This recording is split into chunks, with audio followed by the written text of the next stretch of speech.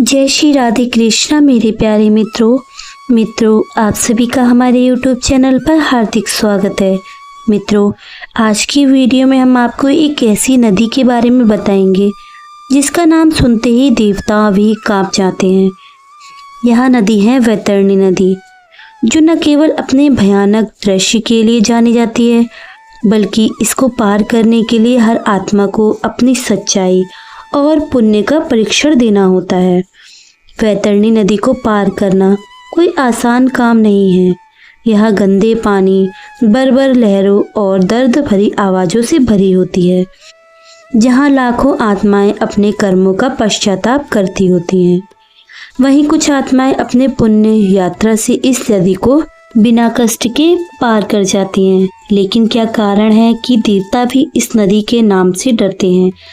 तो चलिए मित्रों, जानते हैं इस वीडियो के माध्यम से इस रहस्यमय नदी और उसके रहस्यों के बारे में, क्योंकि यह नदी वही नदी है जो हर आत्मा को अपनी सच्चाई दिखाती है और केवल सच्चे मन वाले ही इस नदी को पार कर सकते हैं।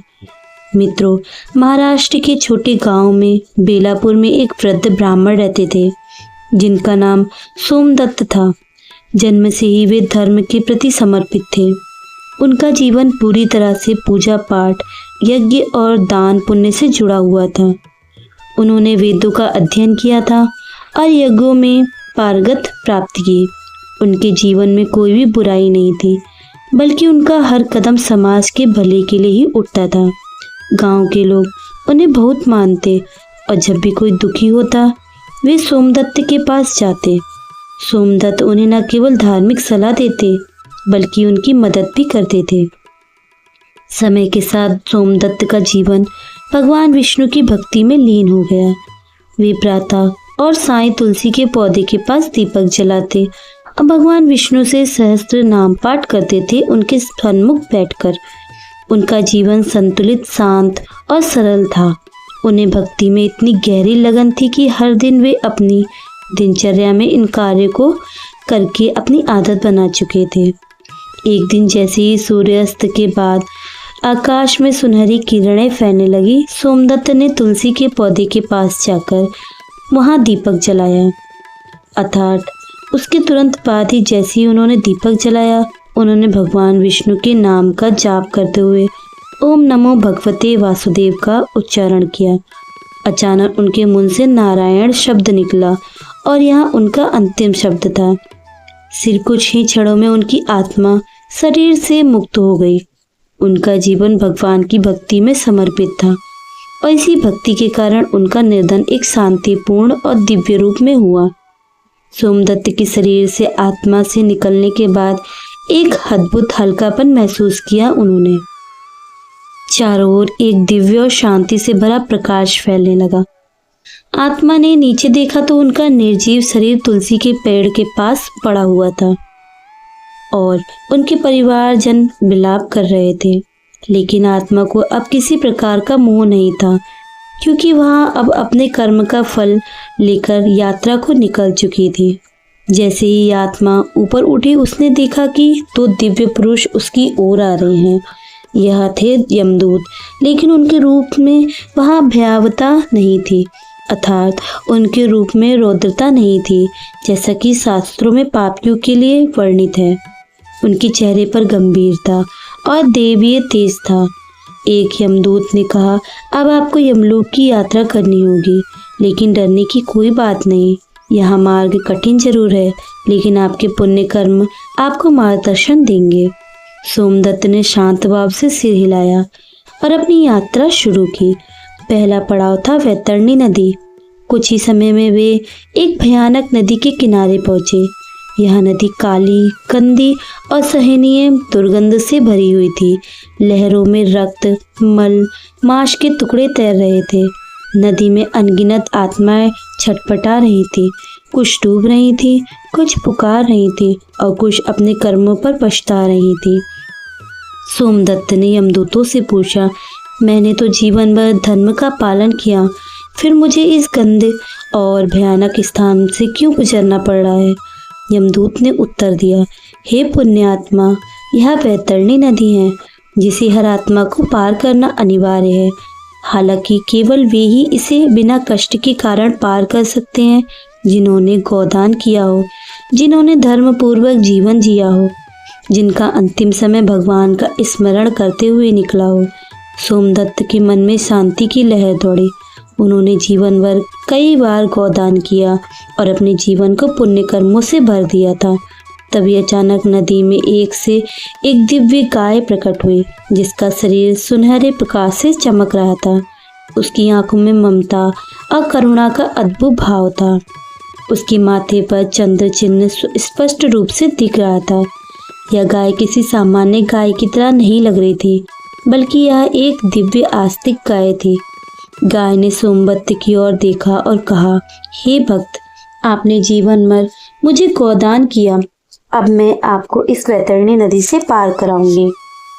सोमदत्त ने गाय की पीठ पर चढ़ते हुए उसके प्रति आभार व्यक्त किया। गाय ने उन्हें सहजता से अपनी पीठ पर बैठने का अवसर दिया और फिर धीरे धीरे चलकर वे दोनों नदी से पार दूसरी तरफ पहुंच गए। सोमदत्त ने देखा कि दूसरी आत्मा उन्हें बड़ी ईर्ष्या और आश्चर्य से देख रही हैं। वे सोच रहे थे कि यह कैसे हो सकता है कि इस भयानक और गंदे स्थान पार करने में उन्हें कोई कठिनाई नहीं हुई, जबकि वे खुद इसके बीच में संघर्ष कर रहे थे। नदी पार करने के बाद सोमदत्त ने देखा कि उनका अगला पड़ाव एक विशाल भवन था, जिसका द्वार बड़े और भव्य थे। यह चित्रगुप्त का लेखागार था। भवन का आंतरिक रूप अत्यंत भव्य और दिव्य था। वहां की छतें ऊंची थी और दीवारों पर स्वर्णिक आभूषण लगे हुए थे। अंदर लाखों ग्रंथों की अलमारियां थी, जिसमें जीवन के हर पहलू से जुड़ी जानकारी थी। बीच में एक विशाल सिंहासन पर चित्रगुप्त अर्थात चित्रगुप्त देव विराजमान थे। उनके हाथ में एक स्वर्ण कलम थी और उनके सामने एक विशाल ग्रंथ खुला हुआ था, जिस पर वह ध्यान से कुछ लिख रहे थे। सोमदत्त को देखकर चित्रगुप्त ने उनका स्वागत किया और बोले, सोमदत्त, तुमने जीवन भर कई पुण्य कार्य किए हैं। दान, यज्ञ, सेवा और भक्ति के रूप में तुमने जो कार्य किए हैं वे अत्यंत सराहनीय हैं। हालांकि कुछ पाप भी तुमसे हुए हैं। एक बार तुमने एक गरीब को तिरस्कार किया था, एक बार क्रोध किया था और कभी कभी अहंकार भी प्रकट किया था। सोमदत्त ने सिर झुकाकर हामी भरी, क्योंकि उन्हें यह समझ में आ गया था कि जीवन में केवल पुण्य कर्म ही नहीं बल्कि कुछ गलतियां भी होती हैं, जो मनुष्य जाने अनजाने में कर देता है। चित्रगुप्त ने कहा, लेकिन तुमने विष्णु भगवान का स्मरण करते हुए अपना जीवन व्यतीत किया है और अंतिम क्षण में नारायण उच्चारण किया। यही तुम्हारे समस्त पापों का प्रायश्चित है। तुम्हारे जीवन का हर पुण्य कर्म तुम्हें मोक्ष की ओर ले जाता है और तुम्हारा अंतिम कर्म भगवान का नाम स्मरण तुम्हारे समस्त दोषों को ध्वस्त कर देता है। फिर चित्रगुप्त ने निर्णय लिया, तुम्हें नरक नहीं भेजा जाएगा। सोमदत्त, तुम स्वर्ग के अधिकारी हो। लेकिन उन्होंने यह भी कहा कि तुम्हें यमपुरी के दर्शन करवाए जाएंगे ताकि तुम देख सको कि मृत्यु के बाद की यात्रा कितनी कठिन हो सकती है और यह जीवन की अच्छे कर्मों का परिणाम है कि तुम इस स्थान तक पहुंचे। सोमदत्त ने पूरी श्रद्धा से चित्रगुप्त का धन्यवाद किया और अपनी यात्रा को आगे बढ़ाने के लिए तैयार हो गए। यह अनुभव उन्हें यह समझाने के लिए पर्याप्त था कि मृत्यु के बाद हर आत्मा को अपने कर्मों का परिणाम भुगतना ही पड़ता है और अगर जीवन पुण्य और भक्ति से भरा हो तो वह आत्मा निश्चित रूप से स्वर्ग की ही ओर अग्रसर होती है। सोमदत्त का विश्वास अब और भी मजबूत हो गया। भगवान के प्रति आस्था और अच्छे कर्म जीवन के अंतिम लक्ष्य तक पहुंचते हैं। तीसरे पड़ाव में सोमदत्त को यमपुरी के दर्शन के लिए एक दिव्य रथ पर बैठाकर आकाश में उड़ाया गया। नीचे जो दृश्य थे वे भयानक और कष्टदायक थे। उन्होंने देखा कि एक आत्मा को उबलते तेल के कड़े में डाला जा रहा है और कुछ आत्मा को कांटों से गिराया जा रहा है, अर्थात उनको कांटों के ऊपर गिराया जा रहा है। और एक दृश्य में उन्होंने देखा कि जहाँ राक्षसों द्वारा किसी आत्मा को नोचा जा रहा है। सोमदत्त की आंखों से करुणा और दया का सागर छलक रहा था। उन्होंने यमदूतों से पूछा, क्या कोई इन यातनाओं से बच सकता है? यमदूतों ने उत्तर दिया, जो व्यक्ति जीवन में धर्म, भक्ति और करुणा से जीता है वही इन यातनाओं से बच जाता है। गरुड़ पुराण का पालन करने वाला व्यक्ति मृत्यु के बाद इन कष्टों से मुक्त रहता है। यह ज्ञान सोमदत्त को इसलिए दिया जा रहा था ताकि वे इस दुनिया तक पहुंचा सकें। रथ अब एक नए मार्ग पर बढ़ा और उनने सोमदत्त को विष्णु भगवान के धाम पहुंचाया। दूर से भजन कीर्तन की मधुर ध्वनियां सुनाई दे रही थी और वातावरण स्वर्गीय सुगंध फैला रहा था। पुष्पों की वर्षा हो रही थी और एक शांति का एहसास हो रहा था। यह सब भगवान विष्णु के धाम का दिव्य वातावरण को समझा अर्थात दर्शा रहा था। विष्णु धाम के द्वार पर दो दिव्य द्वारपाल खड़े थे। एक ब्राह्मण श्रेष्ठ ने सोमदत्त को स्वागत किया और कहा, आपने धर्म, भक्ति और दया के मार्ग पर चलकर इस दिव्य स्थान में प्रवेश किया है। अब आप भगवान विष्णु के चरणों में समर्पित हो सकते हैं। सोमदत्त ने हाथ जोड़े और यमदूत से कहा, मैं चाहता हूँ कि मेरे वंशज और सभी लोग इस धर्म के मार्ग पर चलें और इस सत्य को जानें। तभी द्वार खुला और सोमदत्त आत्मा रूप में भगवान विष्णु के चरणों में लीन हो गया। इस यात्रा ने उन्होंने यह सीखा कि मृत्यु कोई अंत नहीं बल्कि एक यात्रा का आरंभ है, एक ऐसा सफर जो आत्मा की परीक्षा और उनके कर्मों का समीक्षा करता है। मित्रों, हम आज आपको वैतरणी नदी के बारे में बताने जा रहे हैं। एक ऐसी नदी जिसे हम अक्सर सुनते हैं लेकिन उसकी गहराई और रहस्यों के बारे में बहुत कम लोग जानते हैं। यह नदी न केवल एक प्रकृति धारा है बल्कि इसके साथ जुड़ी हुई मान्यताएं और किंवदंतियां भी हैं जो इसे और भी रहस्यमय बनाती हैं। वैतरणी नदी का मार्ग घने जंगल, ऊबड़ खाबड़ पहाड़ों और अमीर भूमि से होकर गुजरता है।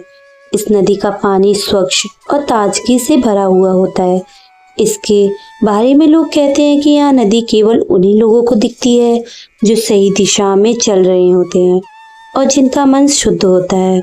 नदी के किनारे कई छोटे छोटे मंदिर भी हैं जहां श्रद्धालु पूजा के लिए आते हैं। इस नदी के बारे में सबसे दिलचस्प बात यह है कि यहाँ के बहाव के साथ बहने वाली आत्माएं जिनका जीवन धर्म, भक्ति और त्याग से जुड़ा हुआ होता है उसी नदी के पानी में शुद्ध होकर मोक्ष की प्राप्ति करते हैं। इस नदी का पानी साधक के लिए एक अमृत के रूप में माना जाता है। कहते हैं कि जो व्यक्ति पूरी निष्ठा से वैतरणी नदी के पास आता है और सच्चे मन से प्रार्थना करता है उसे एक दिव्य अनुभव प्राप्त होता है जो उसे जीवन के वास्तविक उद्देश्य को समझाने में मदद करता है। वैतरणी नदी को लेकर एक और भी बात है जो बहुत कम लोग जानते हैं। यह नदी केवल एक पुण्य का स्रोत नहीं बल्कि एक सजा का प्रतीक भी है। वह लोग जो जीवन में अनैतिक रास्ते पर चलते हैं, जिनका जीवन भ्रष्टाचार, पाप और अधर्म से भरा हुआ होता है, उन्हें वैतरणी नदी के पार करने पर बहुत ही कठिनाई प्राप्त होती है। ऐसा कहा जाता है कि वैतरणी नदी के पास पहुंचने के बाद उनके लिए किसी एक बड़ी परीक्षा से कम नहीं होता।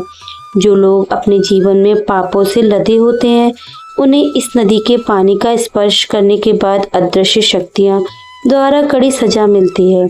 यह सजा केवल शारीरिक नहीं होती बल्कि आत्मा और मन की गहरी त्रासदी को भी सामने लाती है।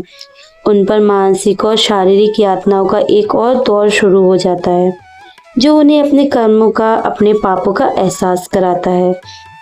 कहे जाते हैं कि नदी के तट पर जो लोग अपनी गलतियों का पश्चाताप करते हैं वही इन यातनाओं से बचते हैं। यह नदी न केवल एक शुद्धता का प्रतीक है बल्कि एक न्याय का भी प्रतीक है जो जीवन की सच्चाई को समझने में मदद करती है। जब व्यक्ति अपनी गलतियों का अनुभव करता है तब तक उसके वह मार्ग बाहर नहीं निकलते, अर्थात उसके वह पापी कर्म बाहर नहीं आते, उन्हें मोक्ष की ओर ले जाता नहीं हुआ। वैतरणी नदी के किनारे तपस्या करने का एक विशेष महत्व माना जाता है कि यहाँ पर साधक अपनी आध्यात्मिक यात्रा को पूरी तरह से बदल सकते हैं।